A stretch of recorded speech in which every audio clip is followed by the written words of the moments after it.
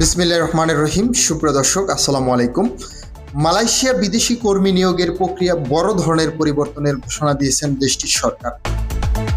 কর্মী নিয়োগের ক্ষেত্রে ইতিপূর্বে নির্ধারিত কঠোর সময়সীমা বাতিল করে নিয়োগকর্তাদের জন্য নতুন সুযোগ তৈরি করা হয়েছে। এর ফলে বাংলাদেশ সহ উৎস দেশগুলো থেকে কর্মী পাঠানোর প্রক্রিয়া নতুন গতি আসার সম্ভাবনা তৈরি হয়েছে।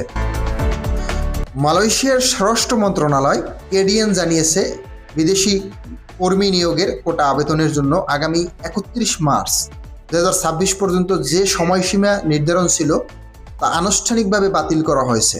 এখন থেকে নিয়োগকর্তারা তাদের প্রয়োজন অনুযায়ী কেস বাই কেস ভিত্তিতে যে কোনো সময় আবেদন করতে পারবেন। মন্ত্রণালয়ের এক বিবৃতিতে জানানো হয়, শ্রম বাজারের চাহিদা ও ব্যবসায়িক খাতের প্রয়োজনীয়তা বিবেচনা করেই এই সিদ্ধান্ত নেওয়া হয়েছে। এর ফলে আগের মতো তাড়াহুড়ো করে কর্মী নিয়োগের চাপ কমবে এবং নিয়োগ প্রক্রিয়া স্বচ্ছতা নিশ্চিত করা সহজ হবে। প্রবাসী কল্যাণ ও বৈদেশিক কর্মসংস্থান মন্ত্রণালয়ের সূত্র মতে, মালয়েশিয়ার সরকার আগামী এক বছরে বাংলাদেশ থেকে প্রায় ৩০,০০০ থেকে ৪০,০০০ নতুন কর্মী নিয়োগের আগ্রহ দেখিয়েছে। বিশেষ করে দেশটির নির্মাণ, কনস্ট্রাকশন এবং উৎপাদন ম্যানুফ্যাকচারিং খাতে শ্রমিকের ব্যাপক চাহিদা রয়েছে।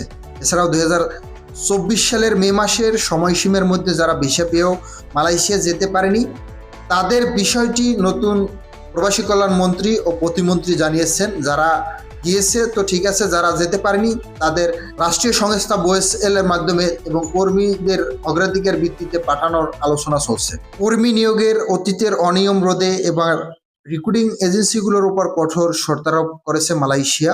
নতুন নিয়ম অনুযায়ী এজেন্সির কমপক্ষে ৫ বছরের লাইসেন্স ও ৩,০০০ কর্মী পাঠানোর অভিজ্ঞতা থাকতে হবে।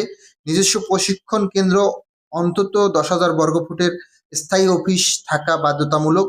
কর্মীদের সুরক্ষা ও বেতন নিশ্চিত করতে নিয়োগকর্তাদের সরাসরি দায়বদ্ধ করা হয়েছে।